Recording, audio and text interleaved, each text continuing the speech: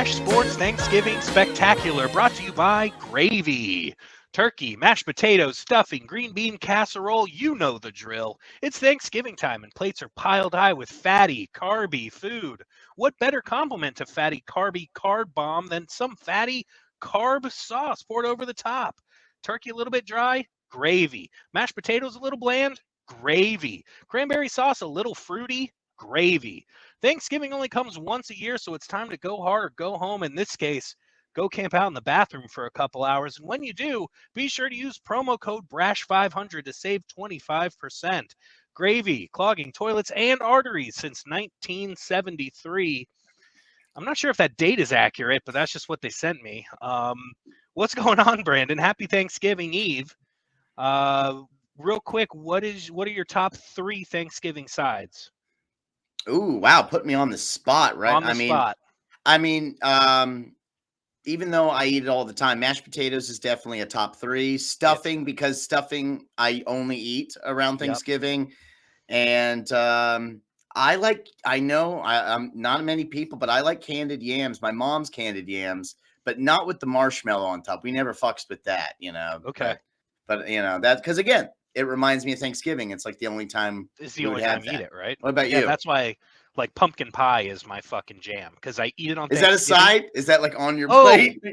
You put gravy all over it? Yeah. No, that separately, right? But it's in that same vein. Like, I gotcha. The things you only eat on Thanksgiving are so good because you only eat them on Thanksgiving, right? Like roasted turkey, for instance. I don't ever eat it until Thanksgiving. I'm sorry. I never find myself eating a roasted turkey. No, you'd be a psychopath to do that. Mm-hmm. Yeah. I do not approve.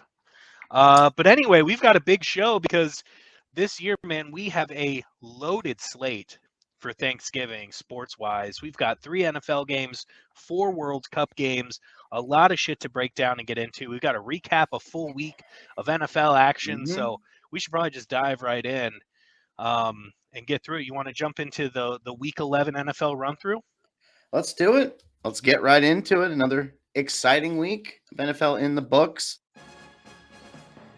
We predicted there'd be a lot of close ones. We're correct. A lot of these came down to the final seconds or the final minutes. But we'll get started with a close one. The Atlanta Falcons beating the Chicago Bears 27-24. I believe this one was in Atlanta. And it was really surprisingly, the story here was Atlanta's defense. I was suspecting that they would be ready for the Justin Fields show. He still had a pretty good game rushing, but overall the defense brought him down 4 times, and they forced him to throw that costly interception that ended the game on a potential game-tying or game-winning drive for the Bears. Falcons are now at 5-6, still very much alive in their division, and the Bears, they're just completely out of the conversation. They kind of have been for the last few weeks. They're at 3-8. So, any thoughts on that game, Josh? No, I mean, it was my underdog of the pick to move that line across 0 and make the Bears a favorite. Atlanta's defense really showed me something. They game planned really well for Justin Fields, and they held him in check. Now, it was a close game the whole way. Chicago was leading at certain points. It was back and forth. So I don't think it was a bad pick. But at the end of the day, man, taking a road underdog, moving the line to make them a favorite when they're not a stud team, and Chicago's just not a stud team, kind of a big mistake on my part. But we live to fight another day, Brandon. So it was a good game. Justin Fields is still the guy, and that's the end of the story. Now, wait a second, real quick. That was your underdog pick. Correct. But weren't the Bears already added to our blacklist? No. Okay. Well, Lions, Broncos, Browns. Lions, Broncos, Browns. Should we add the Bears, or are we not yet? No, not yet. Okay. If I think it has to be egregious. And also, I think all of the teams we just named are multiple offenders. That's true. So the Bears, I think they're fine. We'll keep them on watch. They're on brash list watch, but I think for now we can go ahead and leave them off. Fair enough. Well, guess we'll move right along to the game in Detroit. And I'm not talking about the Detroit Lions. I'm talking about the Buffalo Bills versus the Cleveland Browns at Ford Field. Bills get the win 31-23, but if you followed, I didn't follow the game, but I kept seeing the score pop up and the little scroll bar there at the bottom, and I was surprised to see the Bears were hanging in this till the end. Bills, of course, able to get the win. Josh Allen still not looking like his old self. He only completed 18 passes. That is out of character for Josh Allen. But Jacoby Brissett, even though he was on the losing end, I'd be remiss if I didn't mention his stat line was quite impressive. 28-41, 324 yards, 3 TDs, no picks. So you can't put this one on Brissett. He actually is the reason they made it interesting and were able to hang in there and give the Browns an opportunity to pull off the upset. Bills now at 7-3. Browns, on the other hand, have lost 5 of their last 6. They're now sitting at 3-7. So Real stinky. Poor Browns. I mean, now it makes you wonder with the Deshaun Watson thing. That story is about to come back because he's going to be eligible here. Either is it next week? From now.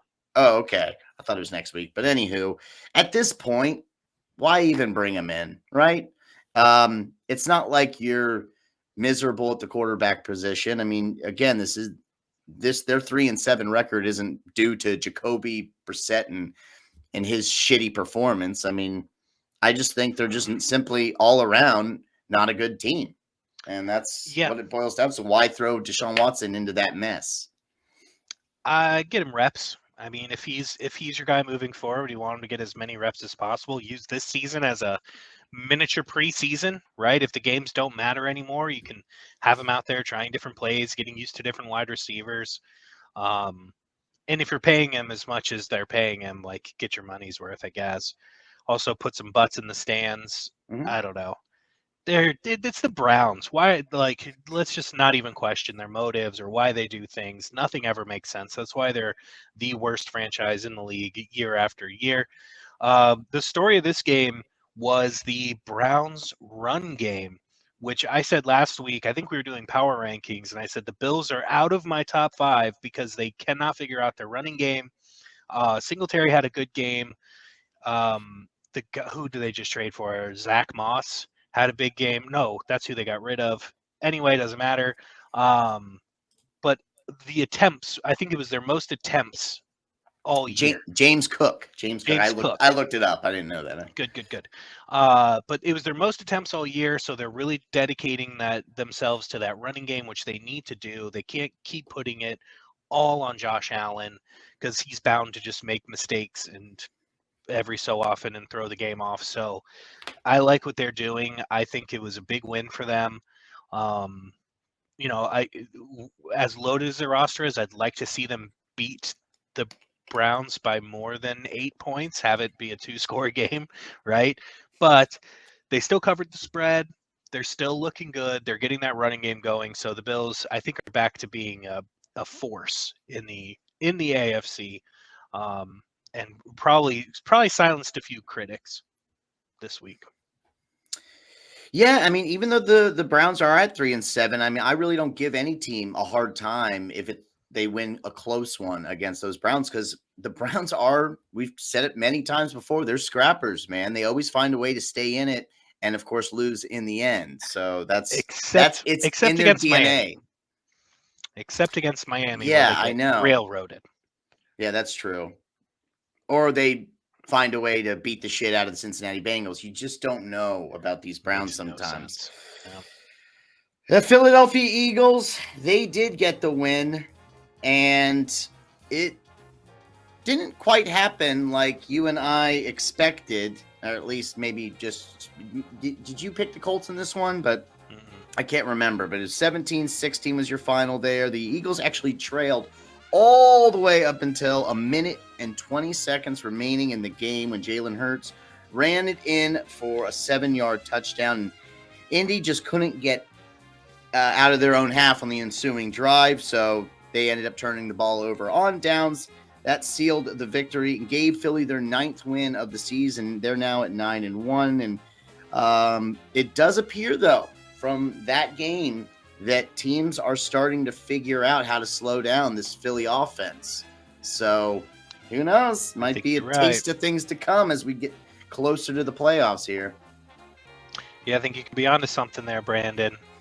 I think that formula is make Jalen Hurts run, because I think he still has that young quarterback's natural instinct to kind of flee from the pocket.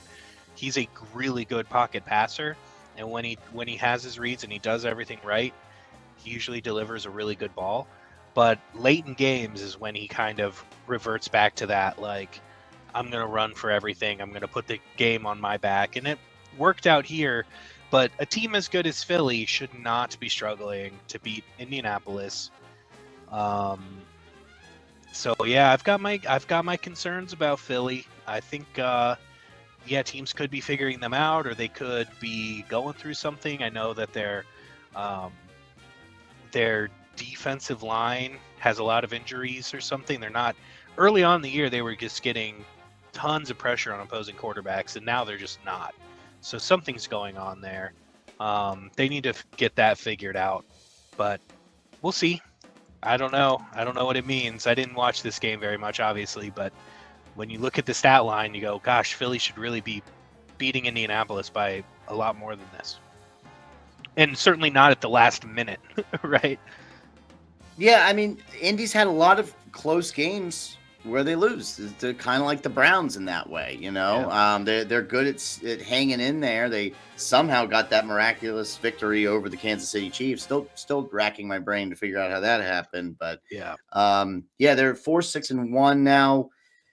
Obviously, they're not going to the playoffs, but I think the fans should have a lot to look forward to next season and just moving forward, because they do have a lot of talent, and it's just a lot of young talent. So, we'll see if they stick with Jeff Saturday. I mean, I guess he's going to be their guy, right, for the foreseeable future. So I don't know. I mean, he has one win and he almost beat a top 5 team in the NFL. Yeah. So he's doing all right. He's doing something right. The guys seem to be galvanized by him. I'd be surprised if he's not still around, but who knows? So hard to predict. The New Orleans Saints, they beat the defending champion LA Rams. I mean, at this point, I don't even know if I should refer to them as the defending champions anymore, because they just really don't resemble any attributes of a defending Super Bowl champion team. They lost 27-20 in New Orleans. The Saints outscored them 17-6 in the second half, and it was Andy Dalton who had maybe his best outing yet. He finished the day 21 of 25, 260 yards, 3 touchdowns, no turnovers. And I always have a hard time with this rookie's last name, Chris Olave. Is that how you say it?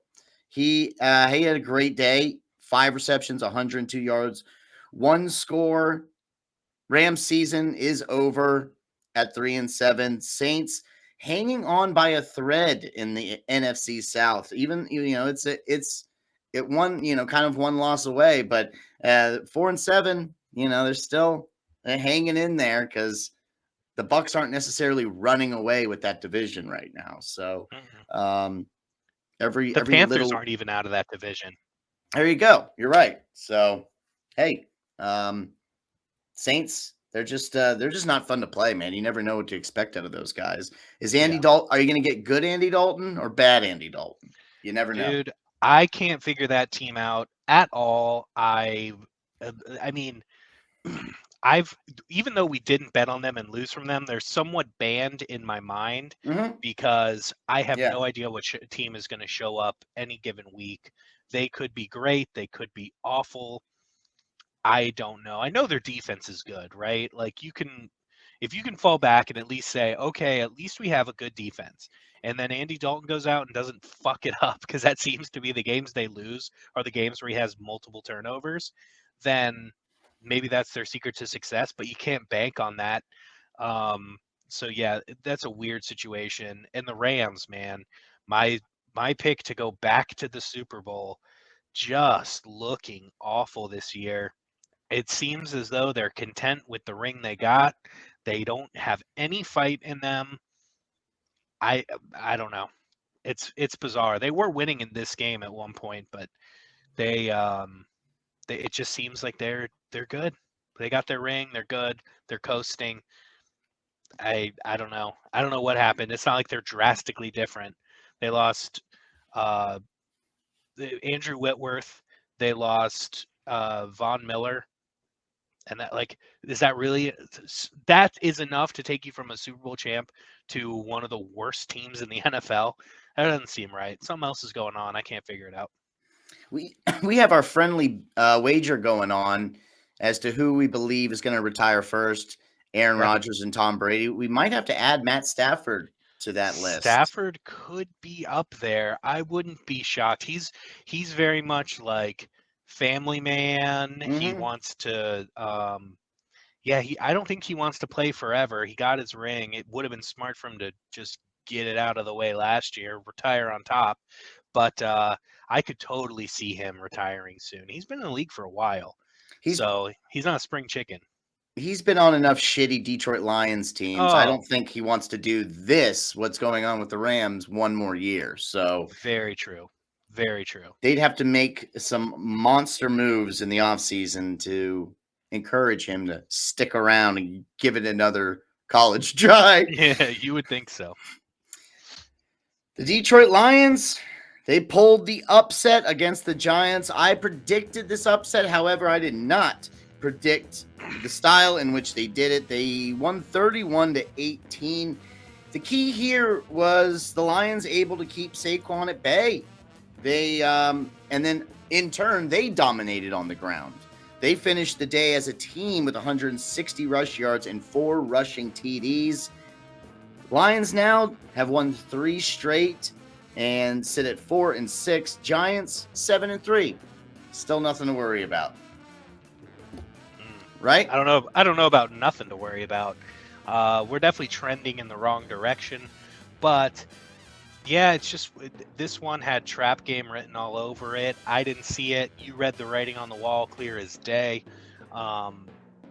We looked very out of sorts in a lot of different aspects of this game. Could not establish the run. Daniel Jones made some bad throws, bad turnovers. Kind of looked like the Daniel Jones of last year. At one point before yesterday, he was actually he was the quarterback with the longest stretch without throwing an interception, which is mind-blowing considering it's Daniel Jones, who used to be a turnover machine. That was his biggest issue. Now you look at it and you say, all right, how did they not get the ground game going against the worst rushing defense in the NFL? It doesn't make sense. So it just seemed like we were off. We were out of sorts. You know, we have a brand new coach who's been coaching the shit out of this team. I think there might have been some issues, bad game plan, something like that, where you go, okay, Brian Dable, he's allowed to have a bad game, right? Coaching. I think he's done a good enough job where you can cut him some slack. So it's just one of those weird weeks where they kind of just come out and blindside you and win in a way that you wouldn't think was possible. I would think if they had beaten us, it was, you know, a weird, you know, they had Amon St. Brown go over the top a couple times for some deep touchdowns or something. I didn't think they would just ground and pound us to death and then shut down our run game. Never saw that coming. It was ugly to watch. I watched every snap of this game, and it was tough. So I hope the Giants have a big bounce back week tomorrow, and I hope that the Lions just can go suck a dick and burn in hell. Okay, fair enough. That's how I was feeling on Sunday after. Dude, it was a long game to watch, man. Long game to watch. Not fun. Hey, buddy. Hey, every team has a loss, okay? Every fan has to go through it. So I know. don't beat yourself up too much over there. No, trust me. I forgot what it was like to be on a really bad losing side because I'd gotten used to it for years, Uh-huh. right? The Giants had the worst record coming into this year, the worst record of the last 4 years of any team, including the Browns and the Lions and the Redskins, whoever. So I'm not used to seeing them lose like that. So it was like, oh, there we are. There's I actually texted my buddy who's a Giants fan. I said 2019 called. They want their Giants back, um, which was hilarious at the time. You had to be there. they, they have an up they have an opportunity to get that bad taste out of their mouth on Oh the yeah. day of all days to put tasty things in your mouth, which is Thanksgiving. So let's Oh yeah. let's They're hope they gonna can put some get tasty things in their mouth. put those Yeah. tasty. That's where your brain goes right away. Oh man. No, I'm excited. I think honestly, the silver lining from this game is that we're going to be on high alert against Dallas. We're going to be firing on all cylinders. We know we have to. We're not going to be taking this week off because we just got our asses kicked by Detroit. And on the flip side, I know we'll get to it. Dallas is going to, I think they're feeling a little big for their britches. So it's a good thing, but we'll get there. We'll get there. The Baltimore Ravens, they squeaked by the Carolina Panthers 13-3. This was my favorite in our weekend parlay, and boy, I mean, it was just Dicey. it was boring defensive battle throughout the entire game. It really just comes down to a fumble by Shi Smith, wide receiver for the Panthers. He fumbled the ball at Carolina 25-yard line. That led to the go-ahead or game-sealing, rather, touchdown for the Ravens. Giving him short yardage. They were able to easily capitalize on that. Ravens now at a surprising 7-3, and the Panthers at 3-8. Honestly, shows how much I was paying attention to the Ravens. It's not. I looked up their record. I'm like 7-3. I'm like, really? Fuck. All right. They're quietly winning, these Ravens. Yep. But if they play like that every week, they're not going to win too many more games moving forward. They've got to start exploding on offense. Well, listen, man, I have been saying it for a while that Carolina's defense is really underrated, especially when they're at home. And this game was on the road, and they proved to me that their defense is wildly underrated because they're dealing with an offense that couldn't stay on the field. It was like 3 and out after 3 and out after 3 and out, and they still weren't giving up points to the Ravens at home. And the Ravens are good; they're legit. So dude, the Panthers defense deserves a lot of respect in this. Baker Mayfield deserves zero respect. That's another benching that we hadn't talked about. Baker Mayfield is not going to start this week. That's how bad he is. Sam Darnold is getting the start over Baker Mayfield this weekend. I mean, that's embarrassing. You have got to be embarrassed if you are a quarterback that just got traded here to be the guy, and Sam Darnold is starting over you at this point in the season. Baker, be better, man. That's really embarrassing. They have weapons. Dante Foreman is a good running back. DJ Moore is a good wide receiver. There's really no excuse at this point to only put up 3 points for an entire game when your defense is getting you the ball consistently, right? So very, very strange final score. I was actually nervous because in the parlay, I'm like, oh my God, are the Panthers actually going to pull this out? Yep. That makes no sense. So, but at the end of the day, when Baker Mayfield's starting for your team, just bet against him. Bet against him. Lay the house. Lay whatever you need to, because he just can't get anything going. It's really sad. Really, really sad. I mean, we may never see Baker Mayfield start for another NFL team. That's true. He may be XFL bound. Keep an eye out. Ooh, he would be great in the XFL. That'd be all right. Yeah.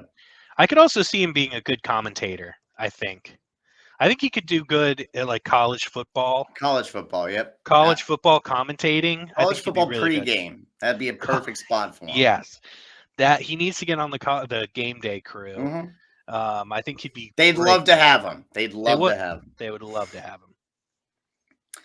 Well, I was celebrating on Sunday because the Commanders, they won again. They won in Houston 23-10. I thought it would be a bit closer than it was, but really it was the defense that keeps improving week after week. It seems like they were able to sack Davis Mills 5 times, held the Texans to 21 total rush yards, which is impressive. With is it David Pierce, the running back for Damien. the is it Damien? Yeah. Okay. Well, either way, he had been having a pretty good season, Top 5 and rusher yeah, this we year. were able to pretty just shut him out of the entire game. But you know my my love for the play that is the pick six. I feel like your odds of winning a game skyrocket if your team gets a pick six. And Kendall Fuller was able to get one for the Redskins, their first pick six of the season in Houston's opening drive. So right when I saw that, I knew we were looking at a dub. And Commanders now officially over 500 at 6-5, and Houston have still yet to win a game at home. Yeah. So. I mean, I don't have much to say. Obviously, didn't watch a ton of this game, but you're right. When you get a pick six, that helps you tremendously.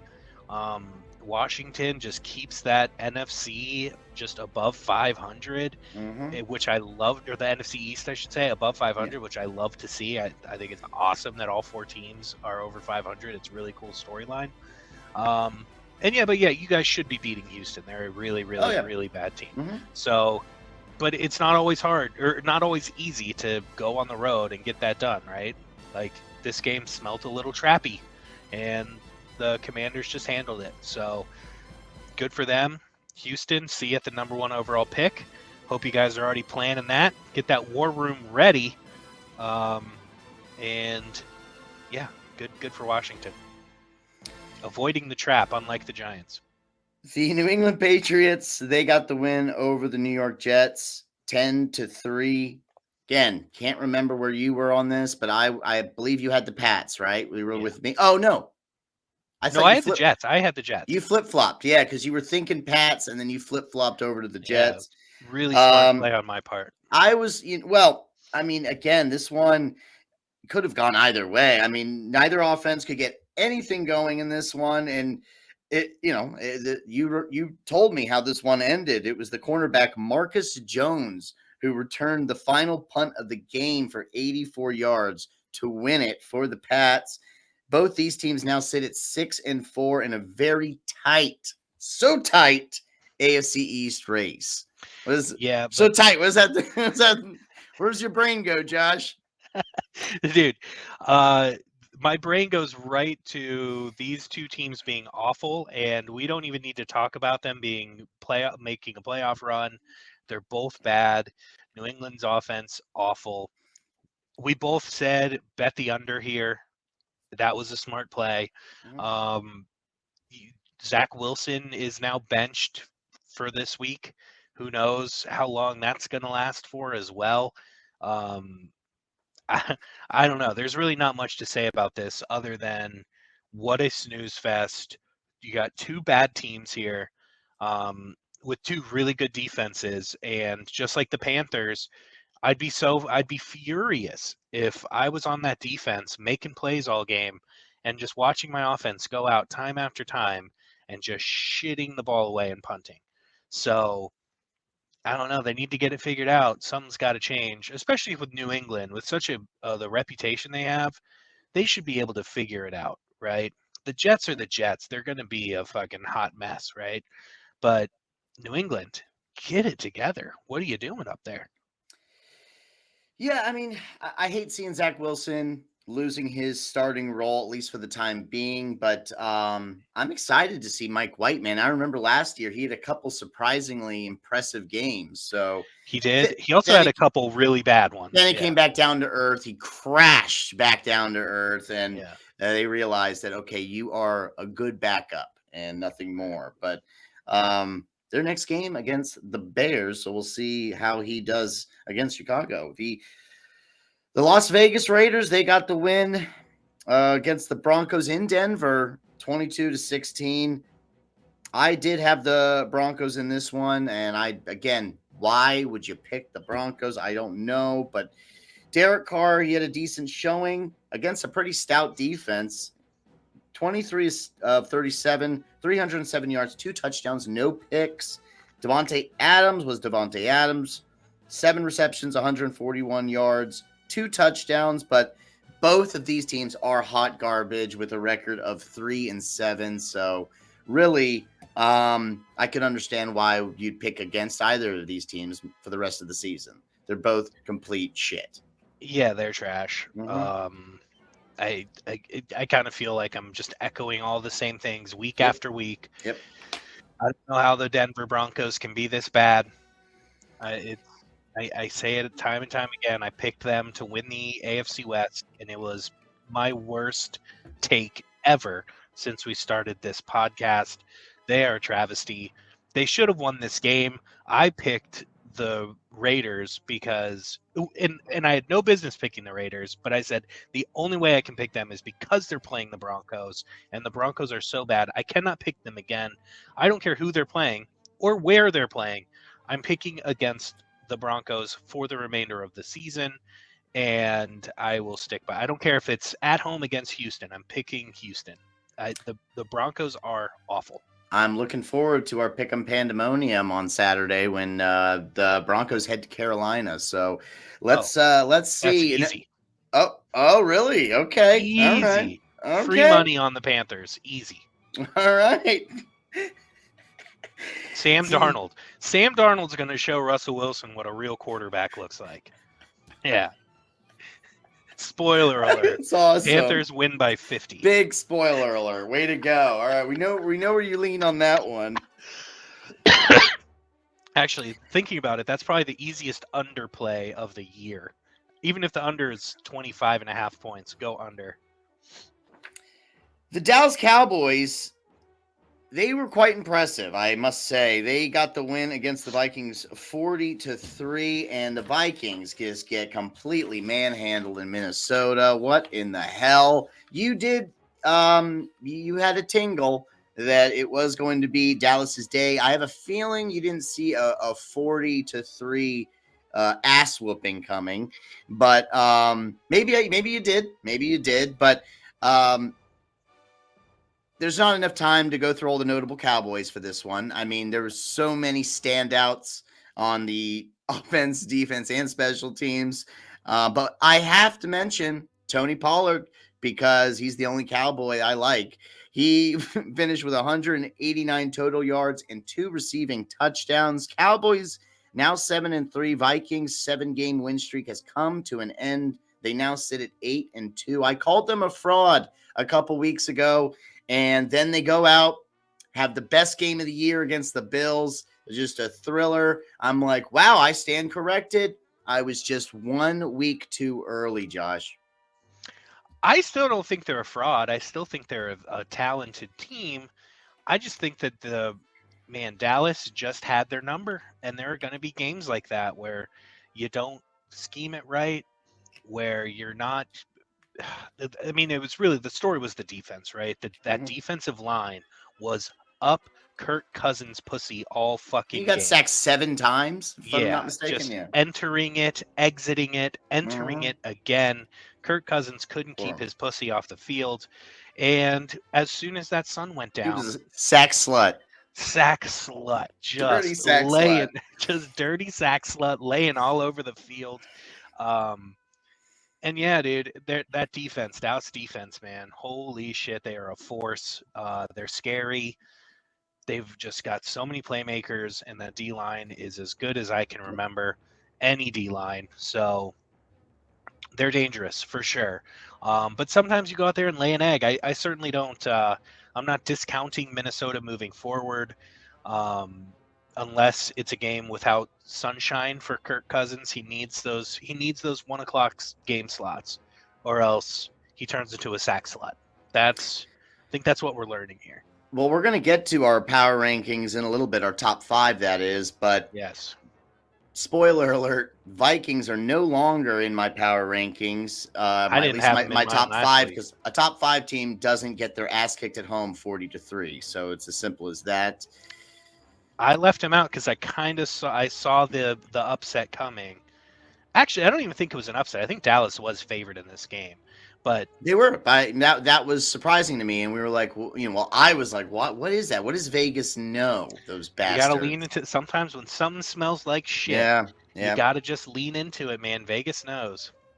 I know. And I had the Vikings in the parlay, so I did not do good in the parlay. I think I went one for 3 this past weekend. So not You went impressive one on out of my. three. I went 2 out of 3. We went 3 for 3 total, or 3 and 3 total. So Yeah, yeah. not good. Not a good showing from either of us. I say we just not bring it up and move on, because it was embarrassing. Yeah. Cincinnati Bengals, they got the win against division rival Pittsburgh Steelers, 37-30. This was a absolute thriller in Steeltown, my friend. The game was won on an 8-play, 93-yard drive in the fourth quarter that ended with a 6-yard touchdown pass from Burrow to Samaje Perine.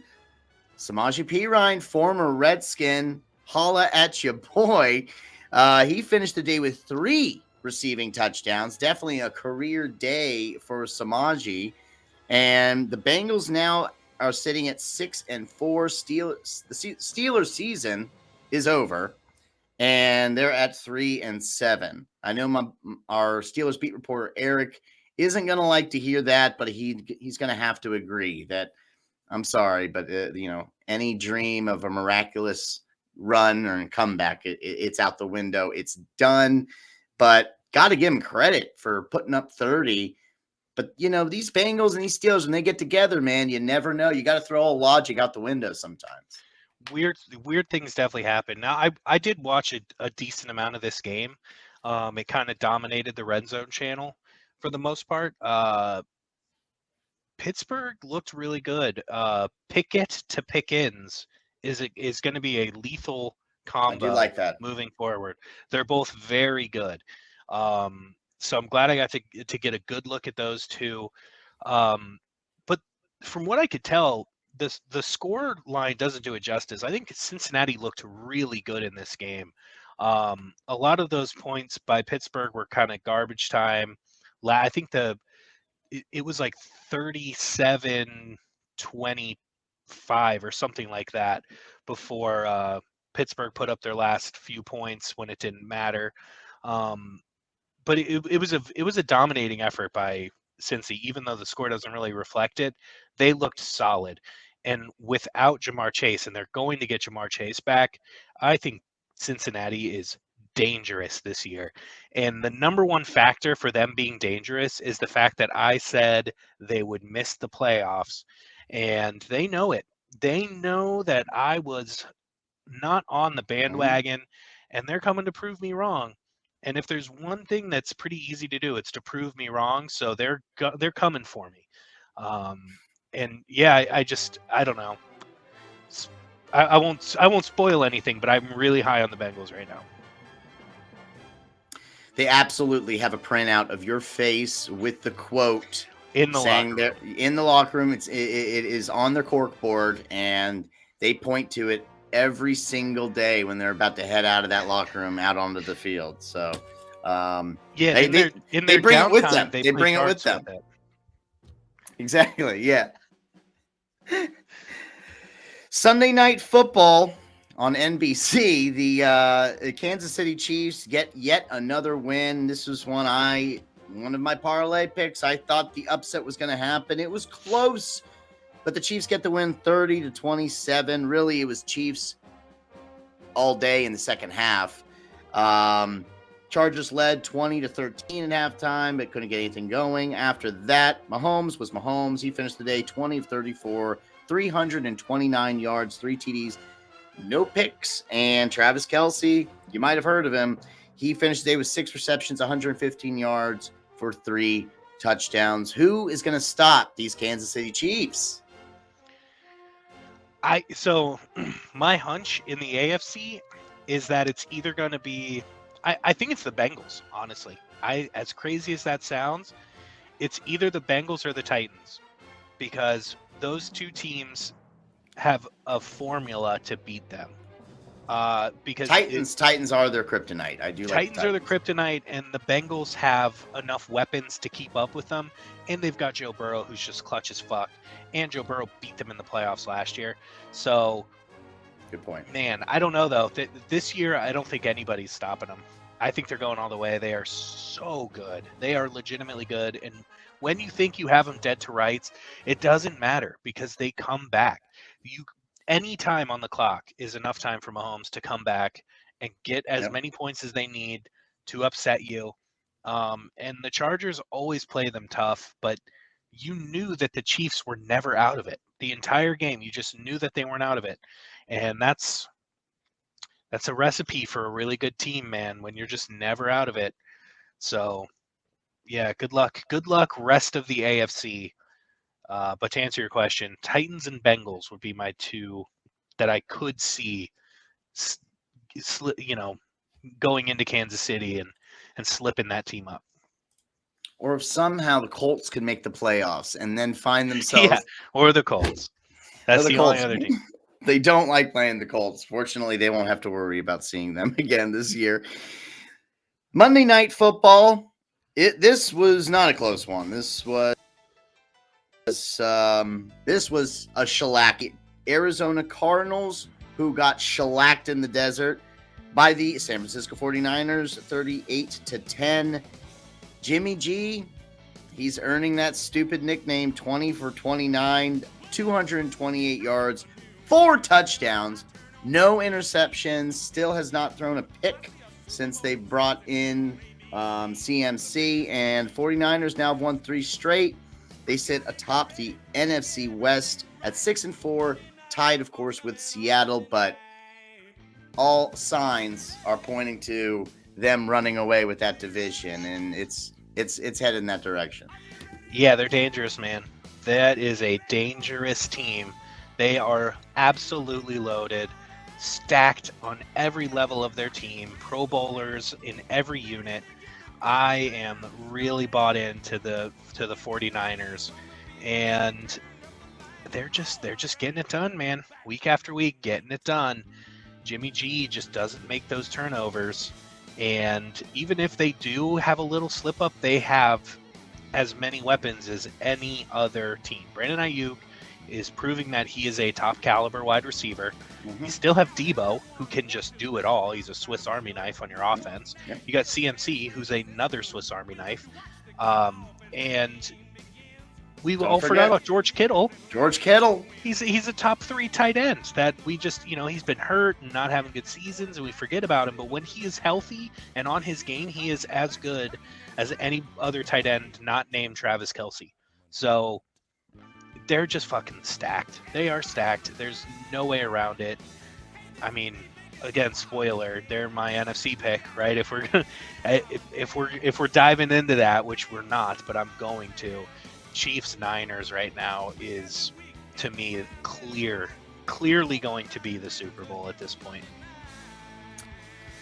Well, that brings us right into our Brash NFL Power Rankings top 5. So I think you pretty much knocked out your top 2 right there, if I'm not mistaken. Wait, hold on. We'll get there. We'll get there.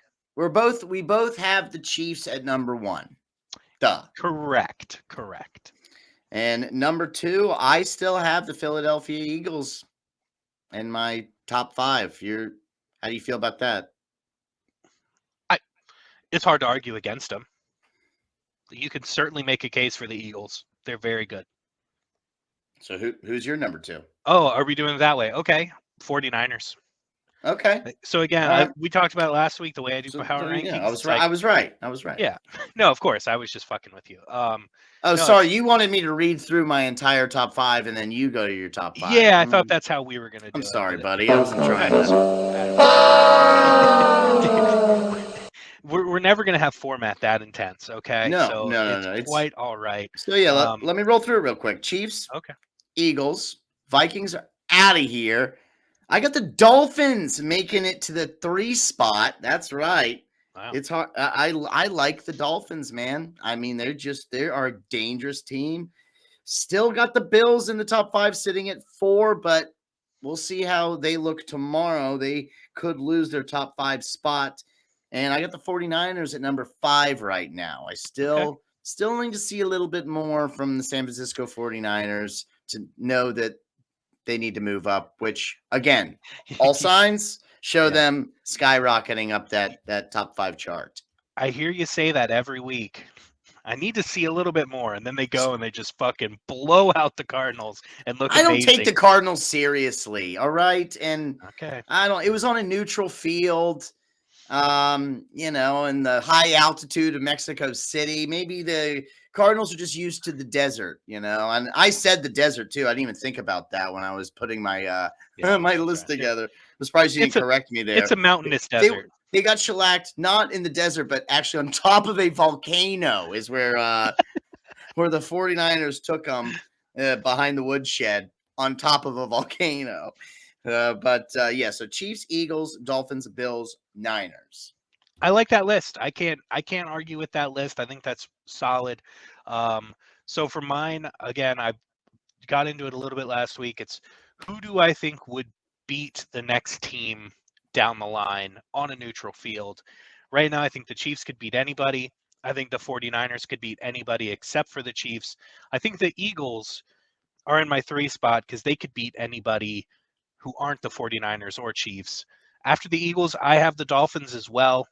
They are just loaded and uh, well coached, man. They're like mini 49ers of the AFC. That's Mm-hmm. what they are. They're just a little teeny tiny mini with a little teeny tiny quarterback and little wide receivers who can run a million miles an hour. Yep. They're very good. And then in my 5 spot, the team that I could think could beat any other team in the NFL other than those 4, the Bengals. I got to have the Bengals in my top Okay. 5. I think they're legit. I think they could beat the Bills right now. So Bills are like 5.1. Like the Bills are very close to the top 5, but I think the Bengals edge them out just enough, especially when they get healthy. I believe the Bengals are going to go on another playoff run. So they're in my top 5 for now. Fair enough. All right. Well, there you have it. We differ quite a lot in our top 5 power rankings, but let's see how much we differ for our Thanksgiving pick'ems. We got 3 games on the slate tomorrow, Josh. Let's go ahead and we'll get things started with our early kickoff. It is the Buffalo Bills headed back to Detroit. They're home away from home to take on the Lions this time. So they will actually be a true away team. They are currently favored by 9.5 points, or at least when I put this together. Yep. The over-under at 54.5.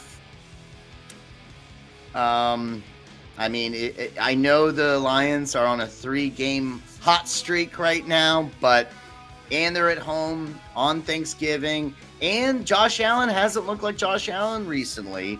So I don't like the 9.5 points, but I do like the Bills getting the win in Detroit on Thanksgiving. Yeah, I like the Bills here too. Detroit, God bless them, they're making a little run here, but Buffalo's got a lot to prove. They're not making my top 5, which means that they are going to be coming after me. They're going to be hungry every game for the rest of the year until I put them in there. So Buffalo, I think, wins this game pretty easily. I would stay away from the 9.5 too. I think that line is a little bit too high because Detroit can get sneaky at home. But Buffalo, I think, should win pretty easily. All right. 1 for 1. We're already in agreement. Let's see where we lean on this one. I think you already let the cat out of the bag a little earlier. Maybe not. But the New York Football Giants headed to Dallas, take on the Cowboys. Cowboys are currently favored, or at least again, when I put this together, by 10, over under at 45.5. We were on the phone yesterday. I told you I was having a really hard time making this pick. And I basically I went against what basically where everybody else is leaning, okay? Because I'm pretty sure, let's just look at it right now. The popular pick is definitely the Cowboys, 86%. And both these teams are at 7-3. So fuck that. It's an NFC East matchup. I'm going with the Giants. I think they're going to get the upset. If I mean, really, yeah, it's an upset because of the spread. But again, these are evenly matched teams, and they're both having good seasons. I think we're going to see Saquon come back and have another 100+ yard game on the ground, and perhaps a couple scores as well to boot. So yeah, give me the Giants to get the upset. I mean, I really just that's my logic on that one. The Cowboys are the 26th ranked rushing defense in the NFL. Nice. And the Giants know that they've got to get that run game going. I know it's a short week, but they're going to be scheming hard, scheming and dreaming. That's what we do. I've got the Giants as well. I don't love it. I think that on paper, Dallas is a better team. I will admit that. I'm good with that. Dallas is at home. That's fine. But situationally, coming off of that win in Minnesota, too big for their britches right now. They're going to not take this game very seriously. I cannot picture the Giants just rolling over like they did. Nobody is counting on the Giants to make a play.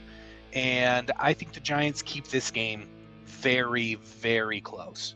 So you have one team coming off an embarrassing loss. You have another team coming off of just an amazing win. I don't know a better way to put it. Nobody saw them just going into Minnesota and shellacking the Vikings. Yeah. So situationally, I love the Giants in this game. And I think it'll be a very close game. And I'm picking the Giants because they're my boys. And got to do it for Thanksgiving. Daniel Jones has been sacked 30 times this year. That worries me a little bit. I mean, the offensive line needs to have a big day for the Giants if they want to get through this one. He's going to be running for his life, but I actually love that because, dude, he is so good on the scramble drill, and I don't think he does it enough. When they design runs for him, he's awesome. He is a top caliber rushing quarterback in this league. I've been saying it for a while. People always laugh at me when I say that, but he is a legit rushing threat, and I think he has a big day on the ground.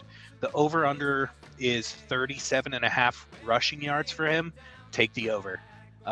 He's going to have to run because Dallas is going to be up his ass.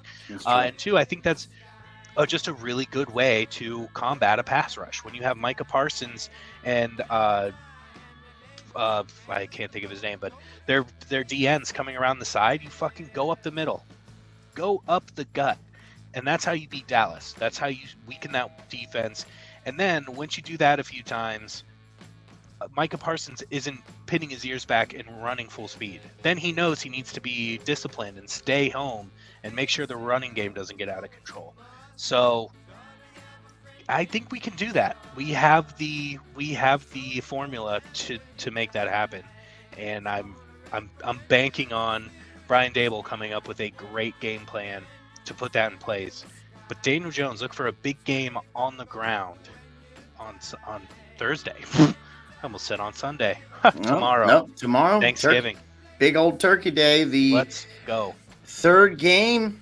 I mean, we're in agreement so far. There's got to be one that we don't see eye to eye on. The New England Patriots, they're headed to Minnesota, and the Vikings coming off that embarrassing loss, as we talked about. Quick turnaround, but good opportunity to put that game in the past and get a victory at home and get back on the good side of things. Vikings currently favored by 2.5. The over-under at 42.5. Where did you go with this one? I went with Minnesota, but I hate it. I went with Minnesota, but I hate it. Uh, I can't pick New England right now after all the things I said earlier. You put up 3 offensive points against the Jets at home, right? You needed a punt return to bail out your god awful offense. I can't pick you. And Minnesota's embarrassed from what just happened to them last weekend. With that said, this game is played at night, and Kirk Cousins hates playing when the sun is not shining on him. So this game could really go either way. I do think it's a low scoring game. I think that it's going to be kind of ugly. And I think it might be one of those games where the tryptophan catches up to you after eating a shit ton of turkey, and you just go into a coma on your couch like this, and you sleep during this game. That's my prediction here. Yeah, I mean, I'm giving the Jets defense a little bit more credit when it comes to being able to hold the Pats at bay, and that is also a divisional game. The Pats defense, also really good. I mean, right now they're ranked number 4 in yardage in the NFL, whereas the Vikings, on the other hand, are ranked 29th in the NFL. They're allowing just a lot, and I don't know, man. I could understand why everybody would heavily lean towards the Vikings because, yeah, quick turnaround. They just want to get back on the good side of things. Again, 84% popular pick right there, but I'm going against it. I'm going with the Pats to get the win, pull the upset away from home, and get to 7-4, and bring the Vikings to 8-3. I think the Vikings are more of an 8-3 team than they are a 9-2 team. You know how that logic always works for me. Hey, it Never. seems to it works. It works all right. Worked for the Giants or against the Giants last week. No, I like that, man. I could flip a coin on this game, and it shouldn't be a coin flip, right? This game should not be a coin flip, but it totally is in my mind. I really do think that I can't trust the Vikings right now. I can't trust the Patriots. It's going to be a low scoring snooze fest, is what I think. Yeah, I think Bill Belichick's going to watch a lot, has watched a lot of that film from that Cowboys Vikings game, and he's take some detailed notes as to how to fluster Kirk Cousins and basically how to put them out of the game early. I mean, I think it's going to be a surprising victory in many ways for the Patriots. They've got one of the best pass rushers in the league. Matthew Judon has a ton of sacks this year, so you're definitely onto something. But I can't picture the Vikings going down 2 weeks in a row at home. But I mean, I just picked Kirk Cousins to win a primetime game. Like, that's just not smart on my behalf. Yeah, so that's true. Sun will be down. The sun will be down. I don't know what his record is on Thanksgiving. I didn't look that up, but has he even played one? Sure, he has. Absolutely, yeah. You know what? Maybe not. Google. Right, Why don't you intro the next segment? I'm going to look it up. Well, the next segment, we're going to actually move away from NFL, believe it or not, because we're just going to make some quick World Cup pick'ems, just like we did on our last episode. And then we're going to move from there after our quick pick'ems to our Thanksgiving parlay, because why the hell not? Excuse me. Any update on the Kirk Cousins Thanksgiving record? Has he ever played a game on Thanksgiving? I don't see any. Maybe not. Maybe not. I'll keep looking, but yeah, man. I think this might be his first. All right. Time to pop that cherry for Cousins. Pop that cherry, buddy. All right. Well, hey, we shall see. I mean, again, I really don't care who wins. I just think the Patriots are going to get the win. All right, let's go through our World Cup pick'ems, Josh. We're not going to recap anything because honestly, I don't even have my notes from our previous episode. But I guess we'll start off with Switzerland, Cameroon. Where do you stand? It's Switzerland, but I think it could easily be a draw. But I would go Switzerland. I'm going Switzerland to get a win. but again, the way things have happened so far, really, I mean, we could get all these wrong. Uruguay, South Korea. I got Uruguay in my pool, so I'm going with Uruguay. But feisty little Asian teams this year. We saw Japan I with the know, upset I this know. morning. I don't know. It could be Korea's turn. You know what? I'm going to go draw on that one. Okay, all All right. right. Portugal, Ghana. Oh, Portugal, easy. Portugal, big old win in my But book. I do love Ghana in World Cups. I just don't think this game is the game. You know what I mean? Okay, yeah, well, fair enough. But again, it could happen. Oh, absolutely. Saudi Arabia could beat Argentina. Oh, wait, I mean, you never know in this World You Cup. never know. Brazil, Serbia. I'm sorry. Brazil, without a Brazil. doubt. Yeah, I have sorry. Serbia too in my pool, and it's gonna be an ugly day. Mm-hmm. Wales, Iran. Do Iran get their first victory in a World Cup? I hope so, but I don't think so. I want to say it's a draw, but I think that's just my boys. It's probably Wales. Iran looked really bad. I mean, they looked really bad. I think they may be the worst team in the World Cup. Next Qatar's to worse. Qatar, who we're getting to next against Senegal. Yeah, they're going to lose again, right? Yeah, Qatar is the worst team in the World Cup. Just doing the eye test, they're really, really I don't know. bad. Iran versus Qatar, man. I don't know. I mean, that's a toss-up. It's a That's a toss-up. solid draw 0-0 is what that Nobody wants to see that matchup.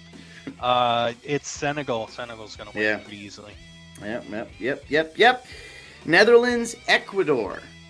Bounce back game for the Netherlands. They win against Ecuador. Well, didn't they did win. It was a draw, I thought. Well, I picked a draw, and they ended up winning 2-0, or maybe it's 2-1 or 2-0, but they did win. Okay. So that said, I am gonna say they draw this one. Oh, that's right. 2 draws so far. Let's see how that works out for me. USA, England, but we'll just we're gonna roll through all the games until our Saturday pick'em episode. So Black Friday. Obvious win for the USA. I've never been more confident in anything. Well, yeah, that's right. We bloody have to. Have to. I mean, there's just no way around it. I have to go USA, but I am a little. Yeah. I'm shaking in my boots. Tunisia, Australia. I almost said Austria. Tunisia looked pretty good when I watched them. I think that they beat Australia. I'm going to say it's a boring draw on that one. Poland, Saudi Arabia. Look out. The dark horse is coming. Poland. Okay. Yeah, right. I mean, Saudi's got to be brought back down to earth here. France, Denmark. This should be a good one. Really good game. Best matchup of this batch. But France is so good. Fuck, man. I've been saying that they were my pick to win the whole thing. They did not disappoint when they played yesterday. They are very good. I can't pick France to lose just yet. Argentina, I hate them, by the way. Argentina, Mexico. This will be an awesome one. This will be happening like right around the time we're recording our Pandemonium episode.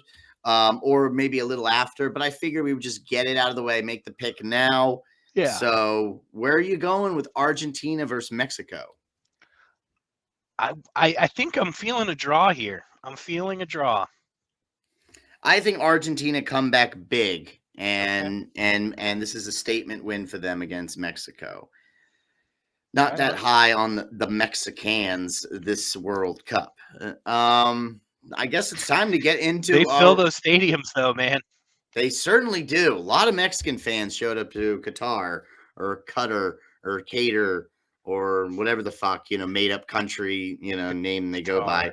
Qatar, Qatar. No, yeah. That's how I've been saying it. But I've heard on commentary they say it all different ways because Thanksgiving parlay time. Are you ready? Oh, I'm ready. It's time.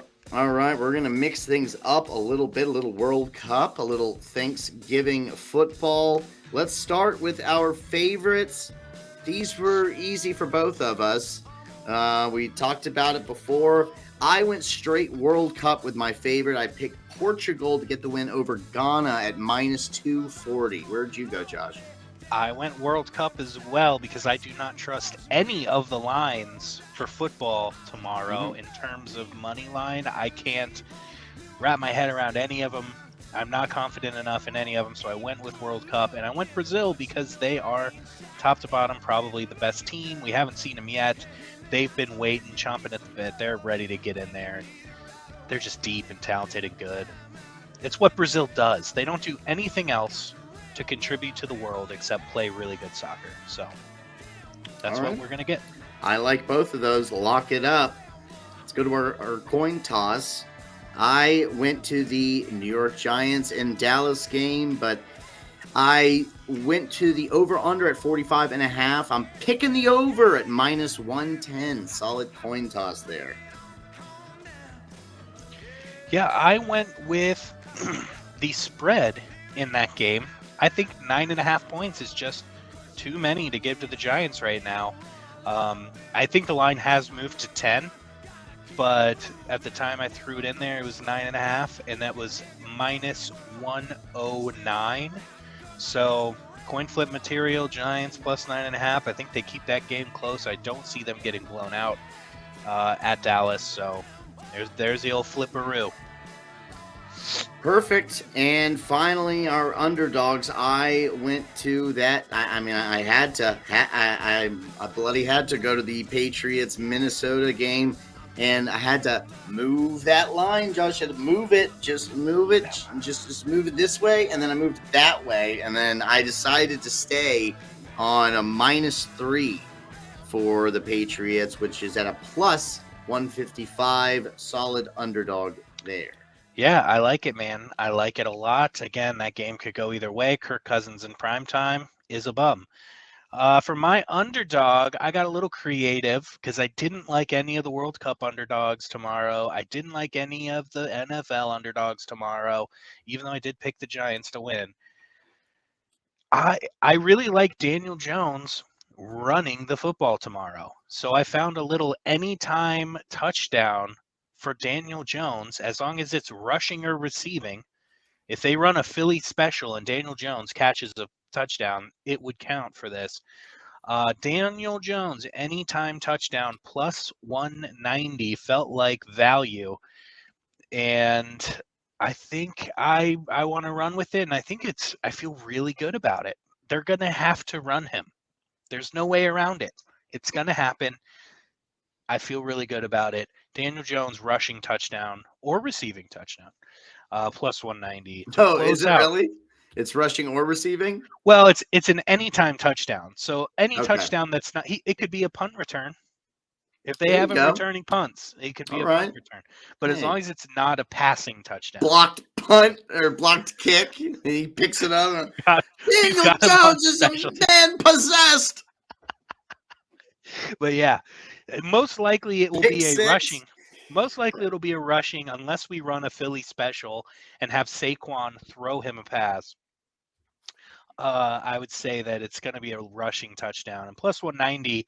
You're on a one-way train to Value Town. So I like it. With all of those 6 bets, put in there $1 a piece, $6 total, as is tradition, at plus 41.29 odds. Your $6 would pay out $247.76. And I'm feeling really good about this one, Brandon. It's gonna be our Thanksgiving luck that's gonna bring us home on this one, man. First Thanksgiving parlay of many, because it'll be tradition moving forward that we always hit a parlay on Thanksgiving Day. So, right. I like that. It starts tomorrow, and I will definitely have, or we will have, this episode 16 out for everyone by Thanksgiving morning. So I appreciate you joining me again, buddy. that wraps up our Thanksgiving. What would you call it? The Thanksgiving extravaganza? I don't remember. It wasn't written down, so I think I said or maybe spectacular. Spectacular. Yeah. Might Thanksgiving be Thanksgiving spectacular. I don't know. But happy Thanksgiving, and all the cold medicine inside me right now. I have no idea what's going on. Yeah. Get well soon, and we're gonna need you at your sharpest for Pick'em Pandemonium coming up on Saturday. So, all right, buddy. Get that Alka-Seltzer and that emergency, and I'll see you later. Peace. Later. Peace.